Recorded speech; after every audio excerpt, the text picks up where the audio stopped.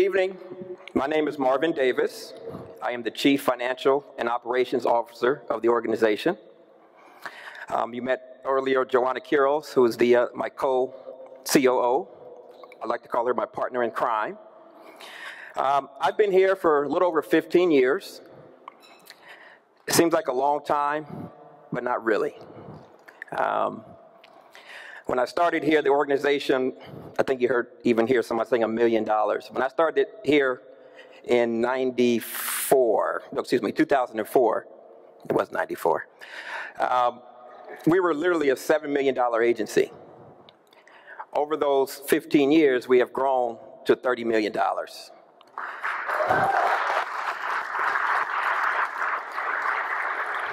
That comes with a lot of hard work, dedication of the staff, our wonderful community partners, funders.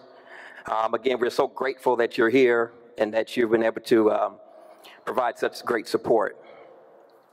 We talked about stories. You know, we all have stories. Some stories are better than others. I don't know if my story's better than anyone else's here, but I figured I'll let you know how I'm connected to this organization. When I was 12 years old, my mother was diagnosed with leukemia. So as you can imagine, as a kid, that's pretty devastating, right? I have an older brother and a younger sister, so it kind of caught us off guard. You gotta bear with me because I get a little emotional sometimes. But it was a very, how do you say it, trying time, but it was actually a proud time for us as a family. Because my dad, who was a businessman here in the Bay Area, had his own CPA firm, very prominent firm, decided that he was going to leave that business and start his own nonprofit organization to save my mother's life. So what he did, again, he sold his business, created the Judy Davis Bone Marrow organization, left the family behind for a little while because he was traveling. What he was doing was actually recruiting donors to this bone marrow registry. Unfortunately, at that time, in the early 80s, there weren't many African-American donors in the registry. We're calling it a national registry, but it didn't represent everybody. So it was my dad's calling to get out there and bring as many bodies, donors, to the registry. Now, unfortunately, my mother did not make it, but I'm grateful because at the time when I was 12, they told my mother she had 6 months. My mother lived until I was 20. So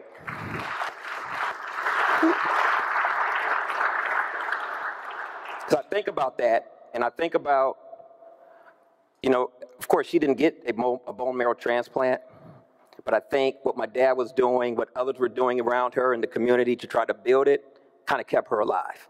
So it allowed myself, my brother, sister to actually grow up with their mother. So with that, I stay connected, and I've always figured that when I become a professional and I get out there, that I'm not going to run to the Googles, which is not bad, but I was actually going to stay in the nonprofit world because that's kind of where my heart is. And so that's kind of the connection that I have to this organization. And when I got here, I got here probably 2 years after Al was in this organization. He brought me in to help turn things around, and I never left. So I love it. I see a lot of our Felton family out here, a lot of the staff, very proud of everything you do for the organization, for the community. I see a lot of leaders, very proud to that you're here with us tonight.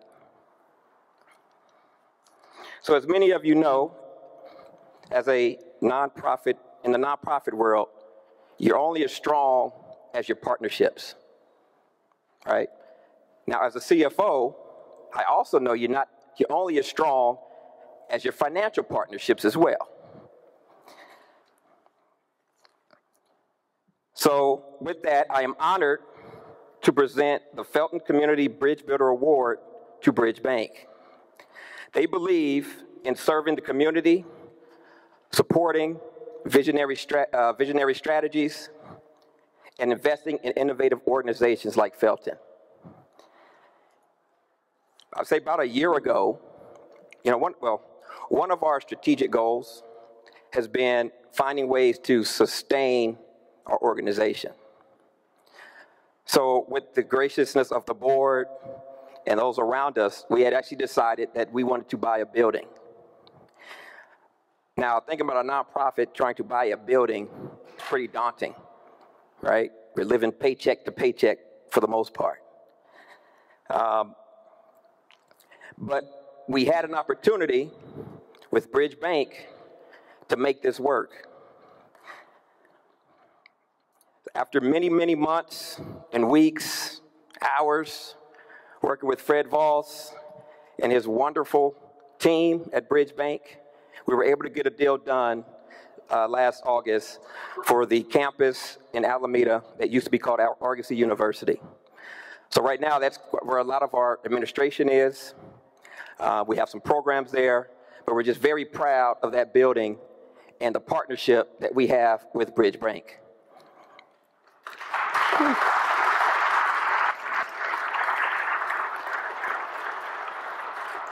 Bridge Bank is a division of Western Alliance Bank, and it's easy to understand why they have ranked in the top 10 on Forbes' list of best banks in America for the last 4 years. And I'm sure more to come.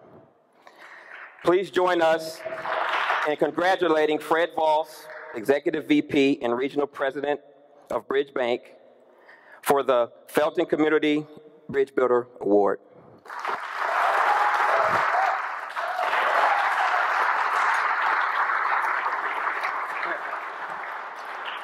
It's just a really proud moment for me. It's just a joy to work. I mostly work with Al and Marvin, and there's a few others I know and some I've met tonight, and it's just an incredible organization. So proud to be associated with it. We all have our stories, and mental illness has touched my family, and the work that the people do here is just awesome. The business side of me counts on Marvin and Al. These guys are incredible leaders of this organization. So,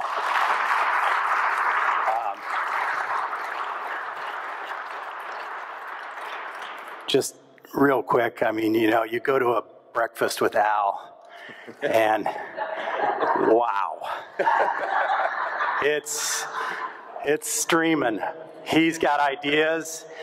And you go back and you just, okay, open the vault. We gotta get behind these guys. Look at it. So anyway, thanks a lot. It's really really honored. Thank you.